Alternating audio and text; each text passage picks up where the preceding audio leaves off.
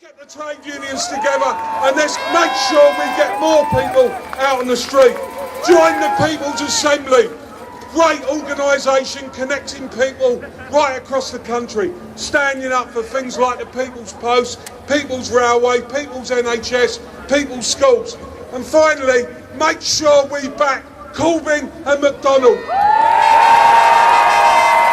It's time to stand up, time to make sure that we fight for a new political settlement, and we do it from this day onwards. So from Big Dave to Dodgy Dave, it's time for you to go.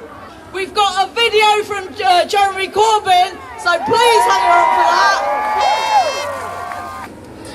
The anti-austerity movement has done so much to expose the hypocrisy of those that caused the banking crisis in 2008 and then expect the rest of us to pay for it.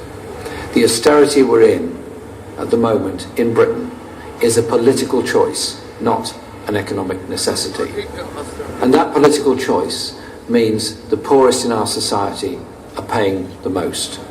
Our movement has to force this government to account and force onto the agenda a completely alternative economic strategy about an economy that works for all, not the few. The issues are enormous. Our National Health Service, over £1 billion in deficit and debt at every hospital across the country, and the junior doctors taking action to defend the NHS and defend their working conditions. The steel industry in crisis because the government refused to act. We need to force them to be prepared to defend the steel industry, defend those jobs, and if necessary, take a public stake in the industry to do so. We have a housing crisis that affects millions across Britain. We can, need and must invest in housing for all. And we have a crisis of the government's making with now the forced academisation of schools, destroying the local accountability through councils and communities, and instead making every school into a competition with a neighbouring school. It doesn't have to be like this. We have to put forward the strongest alternative we can. We forced them back on working tax credits when they tried to cut them last year. We forced them back when they took personal independence payments out of the budget. 3 days later, we're forced to put them back. The anti-austerity movement here in the United States, across Europe, is showing the way that popular feeling is we have to invest in people, invest in a society, and not destroy the public services that our generation is benefiting from and our previous generations built up for us. It's really power in our hands to change things, to change society. It's democratic power that will bring about that change, and it's working.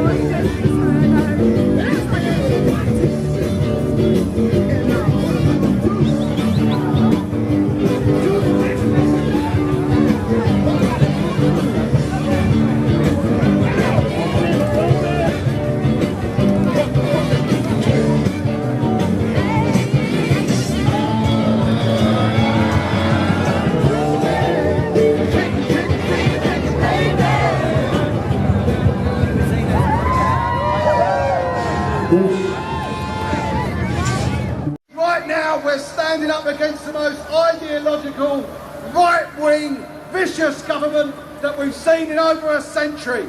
And that's our challenge. That's the challenge of this movement.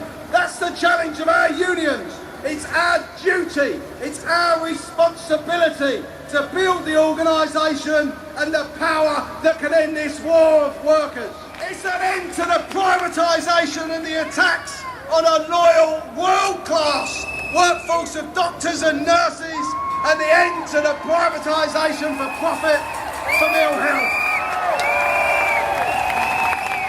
It's about decent jobs, not shit jobs, not zero-hours jobs, not minimum wage jobs, but jobs that are secure, that are well paid, that are safe, that have got dignity, that are union jobs. And of course it's about homes.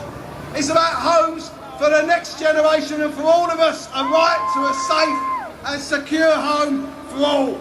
It's about rent controls, and it's about people putting back to work in one of the most ambitious programmes for council house building that we've seen since the 1950s. Whatever it is you're here demanding, we need to unite and fight, because we have an opportunity. We need to make that into a reality. The Tories are in crisis. They're torn apart by Europe. We've seen the resignation, for whatever reason, I never believed the bullshit he came out with, of Ian Duncan Smith, the architect of universal credit, the bedroom tax, sanctions on some of the poorest in society has now found an art. Finally, it's about education and an end to the ideological academisation of our schools. The increasing class sizes, the alienisation of our teachers and assistants, the lower morale and relentless pay cuts that we've seen across education and our public services more generally. The attacks on our unions, on social and civil society, and of course tax avoidance and dodgy Dave's personal involvement in that. Are we up for it? Are we up for it, comrades?